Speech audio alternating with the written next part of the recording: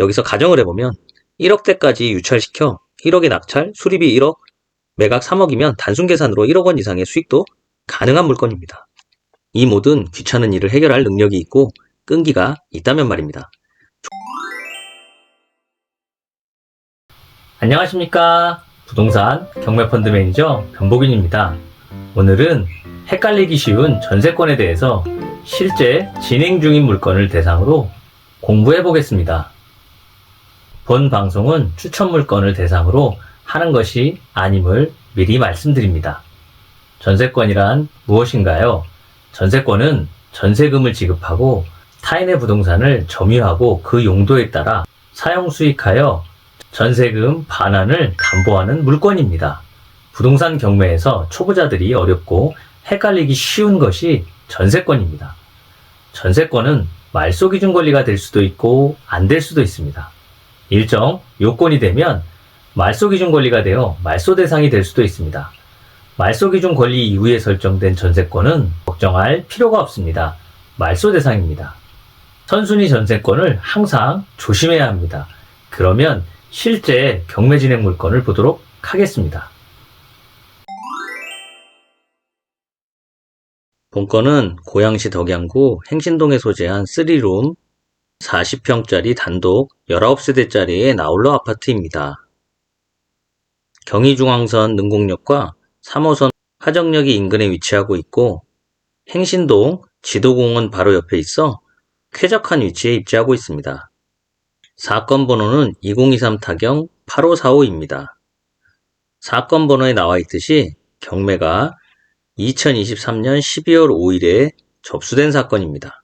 두 차례 낙찰이 되었지만 한 번은 미납, 한 번은 매각 불허가로 재매각이 되어 다시 2회차까지 유찰되고 2026년 1월 21일 3차 매각이 예정되어 있습니다. 복잡한 사연은 뒤에서 살펴보기로 하겠습니다. 먼저 용도는 아파트입니다. 감정가는 4억 4,100만원입니다.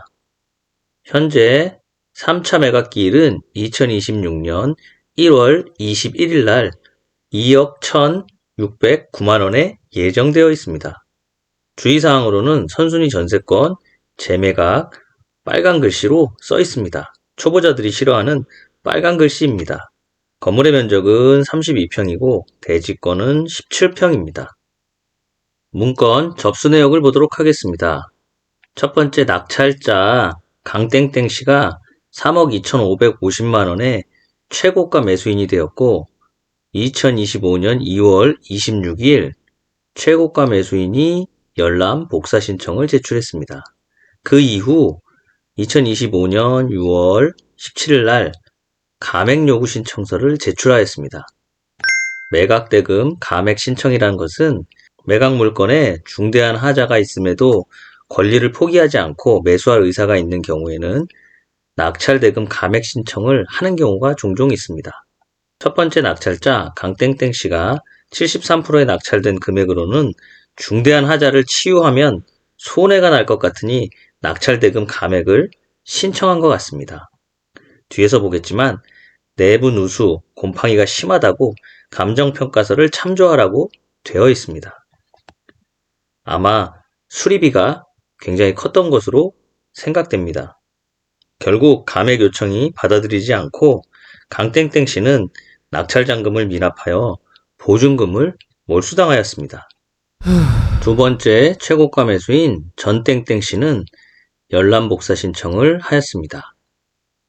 감정가의 54%인 2억 3,888만 8,888원의 낙찰을 받았습니다. 두 번째 최고가 매수인인 전땡땡씨는 본인 스스로 하는 것이 아니라 누군가의 도움을 받는 것 같습니다. 다시 한번 높아심에서 말씀드리지만 권리 분석은 제 주관적인 의견이면서 투자 추천이 아님을 말씀드립니다. 낙찰 후 두 번째 최고가 매수인은 대리인을 통하여 열람 복사 신청을 하였습니다. 그 후 10일 후 법원 보관금 환급 신청서를 제출하였습니다. 두 번째 최고가 매수인이 어떤 이유인지는 모르나 매각 불허가가 되어 보증금을 돌려받은 것입니다. 매각 허가에 대한 이의 신청은 여러 가지 사유가 있습니다. 경매 절차에 그 밖에 중대한 잘못이 있거나 부동산에 중대한 권리관계 변동이나 하자가 있을 때 등등입니다. 이 건에서 유추해보면 수리비가 과다하거나 감정가가 너무 고평가되어 있다던가 여러 가지를 유추해볼 수 있습니다. 어쨌든 두 번째 낙찰자는 보증금을 돌려받았습니다. 다시 신건으로 변경되어 2025년 9월 24일 4억 4,100만원부터 시작하여 2차까지 유찰되어 현재 3차 49%까지 최저가가 떨어져 있습니다. 아마 무서워서 못 들어가고 있는 것 같습니다. 행신 건호아파트는 총 1개동 19세대로 구성되어 있습니다. 사용 승인일은 1995년 10월 10일입니다. 총 7층 중에 3층입니다. 건설사는 해람 종합건설에서 시공하였습니다. 해당 층수에는 3개 호수가 있으며 본건 경매 물건은 301호입니다. 거실에서 바라보는 방향은 남동향입니다. 임차인 권리 분석을 보도록 하겠습니다. 임차인 백땡땡씨는 보증금 3억 원의 주거 전세권자 전부입니다. 전입신고와 확정일자는 없고 배당신고만 하였습니다. 대항력은 없습니다. 말소기준 권리일이 2021년 1월 13일입니다. 전세권 등기 설정일자와 같은 날입니다. 전세권 등기가 말소기준 권리가 될 수도 있고 안 될 수도 있습니다. 그것은 뒤에서 자세히 살펴보겠습니다. 점유자는 별도 확인이 필요하다고 나와 있습니다. 매각 물건 명세서 요약에는 매각으로 소멸되지 않은 권리는 없다고 나와 있습니다. 건물 등기부 현황을 보겠습니다. 2021년 1월 13일 백땡땡씨의 전세권이 말소기준 권리로 나와 있습니다. 그 이후에 설정된 근저당, 압류, 강제경매 등은 낙찰잔금 납부 시 모두 말소가 됩니다. 그러므로 낙찰자는 인수할 권리가 없습니다. 그러면 시간 순서에 따른 권리 분석을 해보도록 하겠습니다. 2021년 1월 13일 임차인 백땡땡씨는 보증금 3억 원의 전세를 들어왔으며 전입신고와 확정일자를 하지 않은 채 전세권 설정을 하였습니다. 대항력은 없고 우선변제권도 없습니다.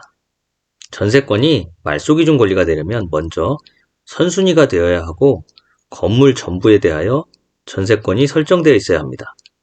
그리고 임의경매가 신청 또는 배당 요구를 해야지만 말소기준 권리가 되면서 말소가 되는 것입니다. 본건은 선순위이면서 건물 전부의 전세권, 강제경매를 신청한 상황이기 때문에 말소기준 권리가 하나은행이 될 수도 있었습니다.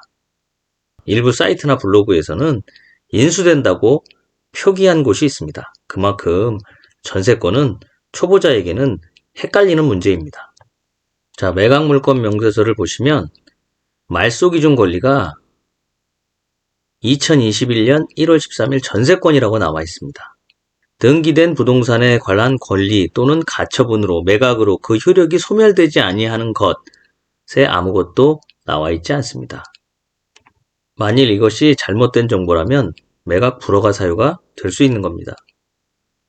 전세권은 임의경매 또는 배당 요구 신청 시 말소기준 권리가 되는데 여기서는 강제경매를 신청하고 전세권으로 배당 요구를 신청했습니다. 그렇기 때문에 말소기준 권리가 되면서 낙찰자는 인수할 권리가 없어진 것입니다. 만일 강제경매를 신청하고 배당 요구를 하지 않았다면 낙찰자는 보증금 전액을 인수하게 됩니다. 백땡땡씨가 전세권으로 배당 요구를 함에 따라 권리 분석은 깨끗해진 겁니다. 문제는 시세를 잘 파악해서 입찰가를 선정하는 문제만 남게 되었습니다. 근데 왜 이렇게 미납과 매각 불허가가 반복되는 것일까요? 문제는 매각 물건 명세서의 비고란에 보면 본건 내부 누수로 인한 곰팡이, 벽지 및 천정 훼손 등 내부 상태가 불량하므로 입찰 전 현장 내부 확인 요망, 감정평가서 참조라고 나와 있습니다. 301호 내부 사진을 보게 되면 내부 누수로 인하여 곰팡이, 벽지, 천장훼손, 앞뒤 베란다 바닥을 포함하여 어마어마합니다. 누구든 이 광경을 보면 미납할 만한 큰 원인은 이것인 것 같습니다. 첫 번째 낙찰자는 73%의 낙찰을 받고 나서 확인하니 이런 하자들이 어마어마하게 큰 부담으로 다가왔기 때문에 감액 신청을 했었고, 감액 신청이 받아들이지 않자 미납을 한 것으로 보입니다. 사진상으로 보면 거의 대수선에 준하는 큰 공사를 해야 될 것 같습니다. 다음은 경매 원인 및 유찰 사유를 한번 추정해 보도록 하겠습니다. 첫 번째로는 백땡땡씨는 부동산 상승기의 전세금으로 매매가 하락에 따른 역전세가 원인으로 추정됩니다. 등기부등본상 전세권 뒤에 1억 2천의 하나은행 근저당권이 있는 것으로 보아서 충분히 가능성이 있는 이야기입니다.